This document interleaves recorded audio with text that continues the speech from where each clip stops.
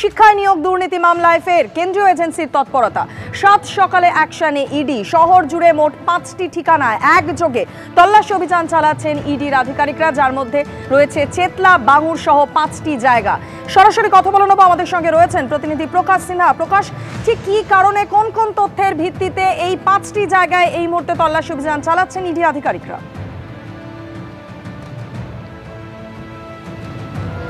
দেখো মাধুরী, আমরা দেখতে পাচ্ছি আজকে সকাল থেকে ফের অ্যাকশনে ইডি অফিসাররা।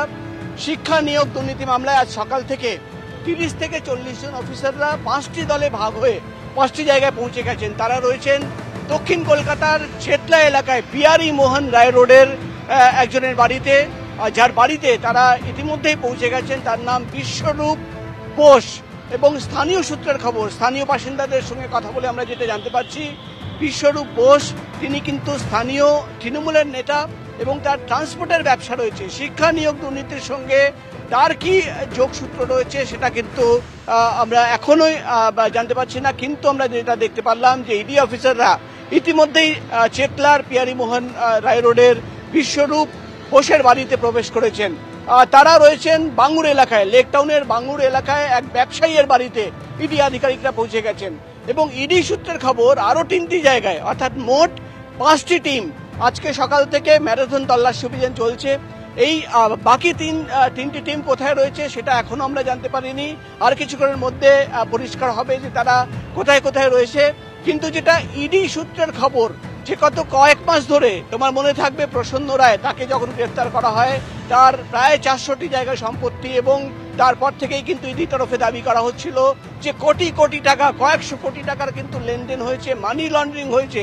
এবং সেই মানি লন্ডারিং এর তদন্ত করতে গিয়ে একাধিক নাম উঠে আসে। আজকে যেখানে যেখানে তারা পৌঁছে গেছেন, তাদের কি ইনভলভমেন্ট, তাদের কি যোগসূত্র রয়েছে সেটা জানার জন্য আর কিছু সময় লাগবে। কিন্তু যেটা ইডি সূত্রের খবর, আজকে ফের শিক্ষা নিয়োগ দুর্নীতি মামলায় কলকাতা এবং রাজ্যের বিভিন্ন জেলায় ইডি আধিকারিকরা পৌঁছে গেছেন। সেখানে কিন্তু তল্লাশি অভিযান চলছে। আর কিছুক্ষণের মধ্যেই ছবি পরিষ্কার হবে যে বাকি যে 3টে জায়গায় তারা পৌঁছেছেন সেটা কোথায় কোথায় রয়েছে।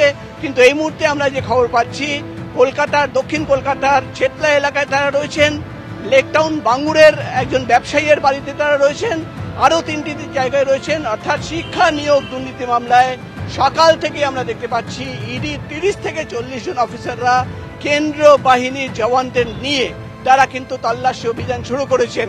এবং ইতিমধ্যেই তারা কিন্তু সেখানে যারা রয়েছেন তাদের সঙ্গে কথা বলছেন, জিজ্ঞাসাবাদের প্রক্রিয়া শুরু হয়েছে।